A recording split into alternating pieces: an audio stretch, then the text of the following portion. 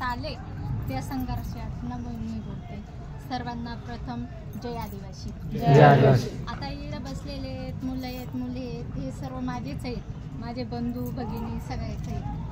पण मला एक पहिलं सगळ्यांना सांगायचं का ज्या गावातनं 2 जणांनी ते परीक्षा पास होऊन आलेले आहेत किंवा तालुक्यातनं ज्या तालुक्यातनं आलेले ज्या जिल्ह्यातनं आलेले आहेत तेवढ्यांना पहिल्यांदा फोन करा.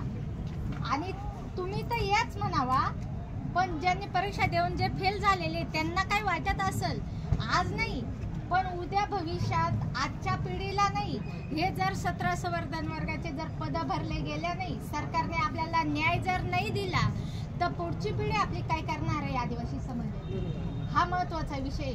आता सकाळी पण सरपंचांनी पूर्ण बरेच सरपंच आले बोलून गेले, ते नुसते येऊन पाठिंबा देणार आणि जाणार याला नाही. आज 6 दिवस झाले ते लेकरं आज उपाशी आहेत, त्यांच्या अन्नात पोटाचा कण नाहीये. हा सगळ्या समाजाला फायदा होणार आहे, त्या 5 जणांचा काही इडा आलेले तेवढ्यांचाच नाहीये. हा विषय सगळ्या समाजाचा आहे. तर प्रत्येकाने फोन करा, उद्याचा निर्णय काय येतो आणि 9 ऑगस्टचा किंवा कोर्टाची याचिका दाखल केलेली त्याचा निर्णय काय येतो. 15 ऑगस्ट आता 4-5 दिवसांनी तर 15 ऑगस्ट येतो, स्वतंत्र दिन आहे.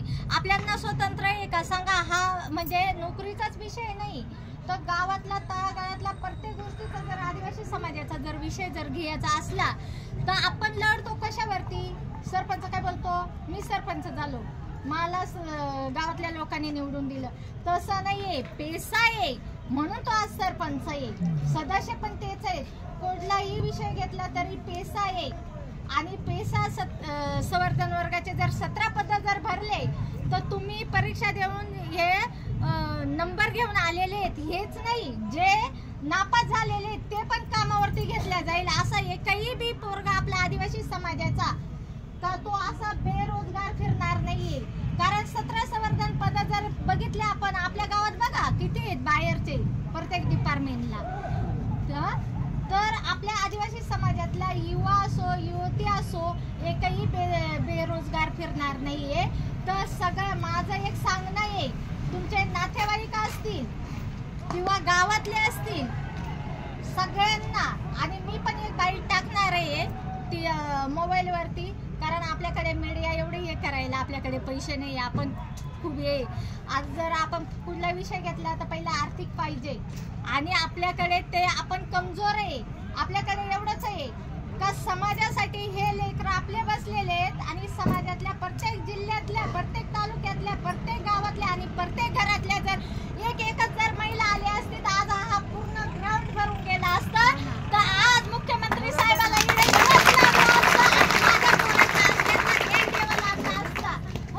आज मला प्रत्येक ठिकाणी असं वाटतं का आदिवासी समाज फक्त 9 ऑगस्ट आल्यानंतरच फक्त युवा आणि युवती 9 ऑगस्ट आहे फक्त जिजेच्या पुढे नाचायला नका येऊ.